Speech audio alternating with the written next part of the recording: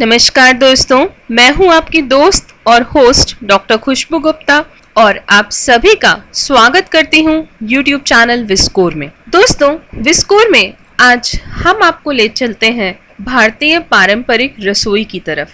दोस्तों, जब भी हम भारतीय भोजन की बात करते हैं तो भोजन के साथ ही मसालों की बात ज़रूर से होती है। हमारे भोजन में मसाले ही वो पदार्थ हैं जो भोजन को रंग देने का काम करते हैं, टेस्ट देने का काम करते हैं और इनसे जो एक फ्लेवर आता है वो बहुत ही स्पेशल होता है। अगर हम भारतीय भोजन की बात करें और मसालों की बात ना करें, ऐसा हो ही नहीं सकता। तो इसीलिए आज हमारी इस वीडियो में हम आपको विभिन्न तरीके के मसालों के बारे में बताने जा रहे हैं। दोस्तों, भारत जो है उसे मसालों का देश भी कहते हैं। लगभग 50 से ज़्यादा मसाले ऐसे हैं जिनका उत्पादन भारत में होता है और रोज़मर्रा के जीवन में जो भी भोज्य पदार्थ हम बनाते हैं उनमें किसी न किसी मसाले का प्रयोग ज़रूर से होता है।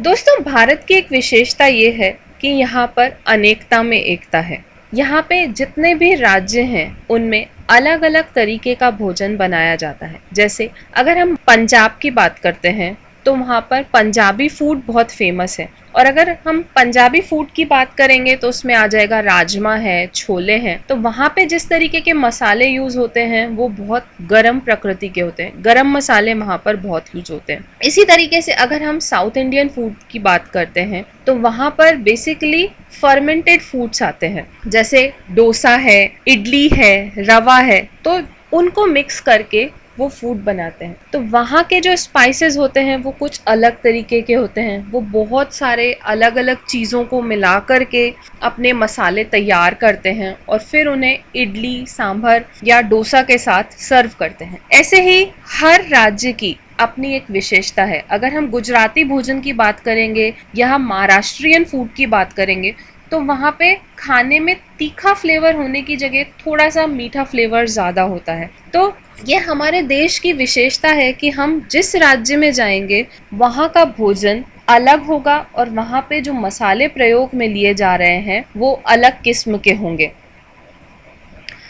जो मसाले होते हैं बेसिकली वो सन ड्राइड होते हैं, यानी उन्हें धूप में सुखाया जाता है, कूटा जाता है और फिर या तो उन्हें हम पाउडर्ड फॉर्म में यूज़ करते हैं, जैसे हल्दी पाउडर हो गया, मिर्ची का पाउडर हो गया, धनिया का पाउडर हो गया, या कई बार कुछ स्पेशल फूड बनाने के लिए हम साबुत या खड़े मसाले भी यूज़ करते हैं। जैसे आपने देखा होगा जब आप राजमा चावल बनाते हैं तो उसमें दालचीनी को एज इट इज़ डालते हैं, उसमें लौंग, साबुत लौंग का यूज़ करते हैं, साबुत काली मिर्च डालते हैं। तो फूड की ज़रूरत के हिसाब से हम उसमें या तो पिसे हुए मसालों का प्रयोग करते हैं या खड़े मसालों का प्रयोग करते हैं। दोस्तों, क्योंकि मसाले सूखे हुए फॉर्म में होते हैं इसलिए अगर हम इसमें पानी की मात्रा की बात करें तो मसालों में 10 से 15% तक मॉइस्चर प्रेजेंट होता है। पानी के अलावा इसमें सेल्यूलोज पाया जाता है, स्टार्च पाए जाते हैं और कुछ अमाउंट में शुगर्स भी रहती हैं। अगर हम फाइबर कंटेंट की बात करें तो अलग अलग तरीके के मसालों में जो हाईएस्ट क्वांटिटी है फाइबर की वो 30% तक हो सकती है। प्रोटीन मसालों में बहुत कम पाया जाता है, लगभग 10% से कम मात्रा में ही ये प्रेजेंट रहता है। लेकिन अगर हम सीड्स की बात करते हैं, यानी जैसे जो बीज हैं, जैसे मेथी का बीज है या सरसों का बीज है, जीरा है, अजवाइन है या धनिया है, तो इसमें प्रोटीन का अमाउंट थोड़ा ज़्यादा भी हो सकता है। अगर हम मिनरल्स की बात करते हैं, यानी खनिज लवण की बात करें, तो लगभग 2 से 7% के बीच में मिनरल्स अलग अलग तरीके के स्पाइसेस में पाए जाते हैं। जो मसाले हैं वो सुगंध प्रदान करते हैं, यानी फ्रेगनेंट होते हैं, उनका एक स्पेशल अरोमा होता है और थोड़ा सा पंजेंट टेस्ट होता है। और इसके अलावा मसाले जो हैं, क्योंकि उनके अंदर असेंशियल ऑयल्स पाए जाते हैं, इसीलिए ये हमारे शरीर में जाके बहुत सारे थेराप्यूटिक इफ़ेक्ट्स देते हैं। जैसे अगर हम बात करते हैं जिंजर की, जिंजर यानी अदरक में कैम्फीन पाया जाता है, जिंजिबरीन होता है। और अगर हम काली मिर्च की बात करते हैं तो काली मिर्च में जो कंपोनेंट होता है उसे बोलते हैं पिपराइन। मिर्च में कैप्सिसिन पाया जाता है। स्पाइसेस जितने भी हैं वो एक तो कलर देते हैं। अगर आप लाल मिर्च डाल रहे हैं भोजन में तो उससे भोजन में कलर मिलता है। जैसे अगर आप हल्दी डालते हैं तो उससे पीला रंग आता है। तो हल्दी का जो कलर होता है वो करक्यूमिन की वजह से आता है। अगर आप केसर को यूज़ कर रहे हैं तो उसमें जो कलर आ रहा है वो क्रोसिन की वजह से आता है। कुछ ऐसे मसाले हैं जो सोरिंग एजेंट की तरह यूज़ किए जाते हैं क्योंकि इनमें एसिड पाया जाता है। ये एसिड होने के कारण वो भोजन को खट्टापन देते हैं। जैसे जो टैमरिंड है यानी जो इमली है उसमें टार्टरिक एसिड पाया जाता है। कोकम में हाइड्रोक्सी साइट्रिक एसिड पाया जाता है। अगर हम अमचूर की बात करते हैं, अमचूर जो केरी को सुखा करके बनता है तो उसमें मैलिक एसिड होता है। अगर हम अनार के बीजों की बात करें तो उसमें ऑक्जेलिक एसिड पाया जाता है। तो ये सारे वो चीज़ें हैं जो भोजन को खट्टापन प्रदान करते हैं। अगर हम जो हमारे मसाले हैं उनको एक्सट्रैक्ट करें या तो अल्कोहल के साथ में या फिर एसीटोन के साथ में, तो उससे जो हमें एक्सट्रैक्शन मिलता है उसे बोलते हैं ओलियोरेजिन्स। और ये जो ओलियोरेजिन्स हैं उसको हम यूज़ कर सकते हैं स्पाइसेस की जगह पर, यानी या तो आप मसाले डालें भोजन में या उसकी जगह ये ओलियोरेजिन्स भी आप यूज़ कर सकते हैं।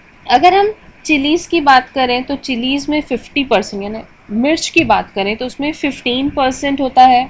अदरक में 6% ओलियोरेजिन होता है। काली मिर्च में 11% होता है और हल्दी में 7% ओलियोरेजिन पाया जाता है। अगर हम न्यूट्रिएंट कंटेंट की बात करें कि फूड, जैसा कि हम जानते हैं कि हर भोज्य पदार्थ हमें कोई ना कोई न्यूट्रिशनल वैल्यू प्रोवाइड करता है, पर जब हम मसालों की बात करते हैं तो मसालों से हमें कोई सिग्निफिकेंट अमाउंट में न्यूट्रिएंट कंटेंट या पोषक तत्व नहीं मिलते। ऐसा इसलिए है क्योंकि हम मसालों को बहुत कम मात्रा में इस्तेमाल करते हैं। इसमें पौष्टिक तत्व उपस्थित होते हैं और ये बहुत कंसंट्रेटेड फॉर्म में होते हैं, लेकिन क्योंकि हम इनका बहुत कम मात्रा में इस्तेमाल कर रहे हैं इसलिए ये सिग्निफिकेंट नहीं है हमारे लिए। लेकिन अगर आपको इनका पौष्टिक तत्व लेना ही है तो आपको ज़्यादा मात्रा में इन मसालों को इस्तेमाल करना होगा। जब हम मसालों की बात करते हैं तो मसाले भोजन में प्रयोग करने का जो मुख्य उद्देश्य है वो मसालों में उपस्थित पौष्टिक तत्व लेने की जगह मसाले जो दूसरे औषधीय गुण प्रदान कर रहे हैं उससे हमारे शरीर को लाभ देना ज़्यादा ज़रूरी है।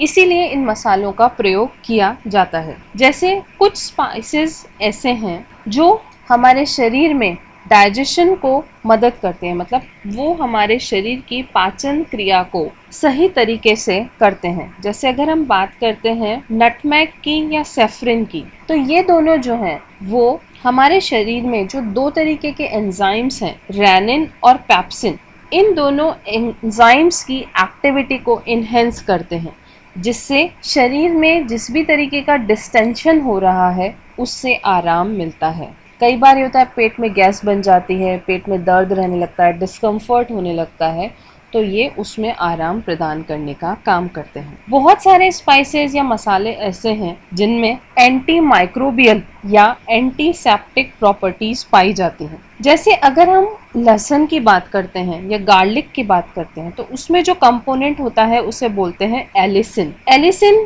की ये खासियत है कि वो वाइड रेंज ऑफ बैक्टीरिया जो है, बहुत सारे बैक्टीरिया को ख़त्म कर सकता है, इसलिए ये as a antibacterial work करता है। इसके साथ साथ ये जितनी भी फंजाएं हैं उसके खिलाफ भी काम करता है। अगर हम हल्दी की बात करते हैं तो हल्दी भी बहुत पावरफुल एंटी बैक्टीरियल एजेंट है। अगर हम हींग की बात करते हैं, कई बार आपने देखा होगा कि पेट में जब बहुत ज़्यादा दर्द रहता है तो आपको कहते हैं कि आप हींग का पानी पी लो। बच्चों में जब गैस बन जाती है, पेट में दर्द रहता है, तो उनके पेट के चारों तरफ थोड़ी सी हींग जो है वो घी के साथ मिला के या पानी के साथ मिला के लगा दी जाती है। भोजन में हींग का उपयोग करने से जो हमारी इंटेस्टाइन्स हैं, जो हमारी आते हैं, वहाँ पर अगर कॉलीफॉर्म बैक्टीरिया प्रेजेंट है या अनएरोबिक बैक्टीरिया प्रेजेंट हैं तो ये हींग उन सभी को ख़त्म करने का काम करती है।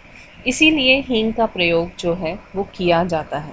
अगर हम कुछ मसालों का ऑयल निकाल लें यानी मसालों में से तेल अलग कर लें तो ये जो तेल होता है वो विभिन्न माइक्रो ऑर्गेनिज्म से हमारे शरीर को सुरक्षा प्रदान करने का काम करता है। जैसे कुछ सीड्स जो हैं, अजवाइन है, एनीसीड है, एसोफिडा है, लौंग है, सिनेमन है, काली मिर्च है, प्याज है, इन सब का अगर आप तेल निकाल करके उस तेल का प्रयोग करेंगे तो वो भी हमारे लिए लाभदायक रहता है। दोस्तों, मसाले का प्रयोग केवल भोजन को कलर प्रदान करने के लिए, फ्लेवर प्रदान करने के लिए ही नहीं किया जाता, बल्कि मसालों का प्रयोग भोजन को लंबे समय तक स्टोर करने के लिए भी किया जाता है, क्योंकि इन मसालों में एंटीसेप्टिक प्रॉपर्टी पाई जाती है। इसी कारण आपने देखा होगा कि जब आप अचार डालते हैं तो अचार में राई का प्रयोग करते हैं या सरसों का प्रयोग करते हैं।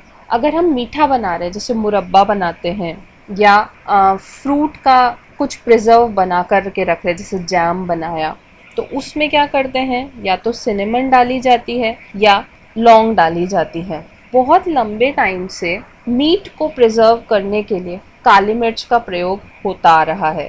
दोस्तों, जैसे कि मसालों का प्रयोग हम इसीलिए करते हैं ताकि भोजन को एक स्पेशल फ्लेवर जो है वो दिया जा सके।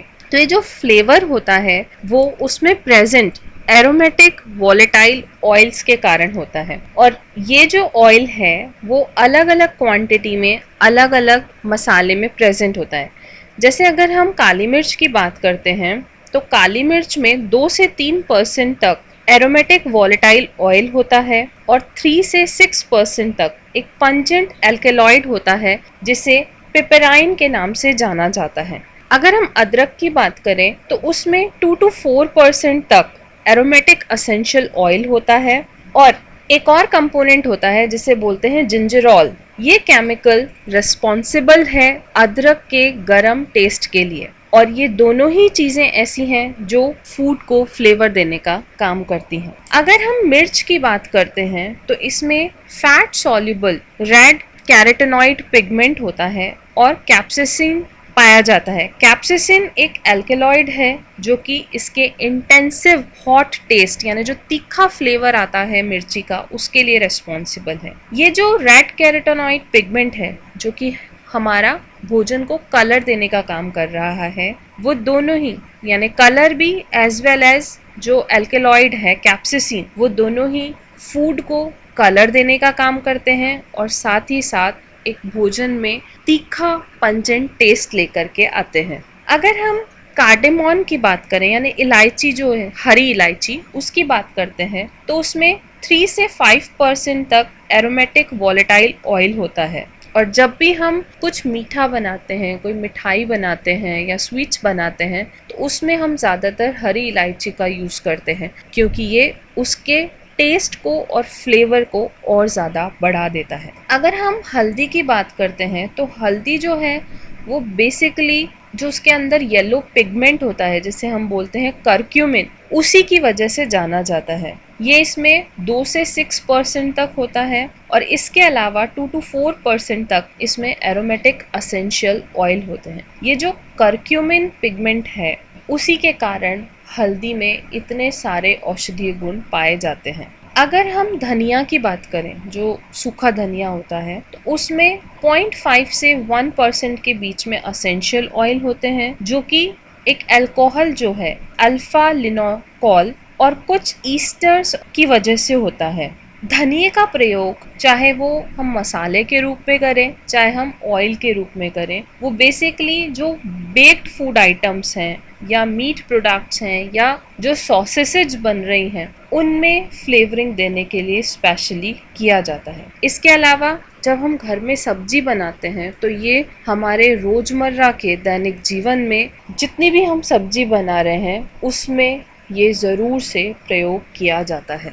अगर हम जीरे की बात करते हैं यानी क्यूमिन की बात करते हैं तो उसमें लगभग 3% तक एरोमेटिक वॉलेटाइल ऑयल्स प्रेजेंट होते हैं जो कि जीरे के स्ट्रॉन्ग स्मेल के लिए रिस्पॉन्सिबल हैं। जीरे का प्रयोग हम तड़का लगाने के लिए करते हैं और मेरे हिसाब से हर घर में जीरे का प्रयोग होता है, चाहे आप कोई भी सब्जी बना रहे हैं, करी बना रहे हैं, चटनी बना रहे हैं, सूप बना रहे हैं, तो उसमें जीरे का प्रयोग जरूर से किया जाता है। अगला हम बात करते हैं फेनल सीड्स या सौंफ की। सौंफ में 2 से 4% तक एरोमेटिक वॉलेटाइल ऑयल्स प्रेजेंट होते हैं, जो कि इसके अट्रैक्टिव फ्लेवर के लिए रिस्पॉन्सिबल हैं।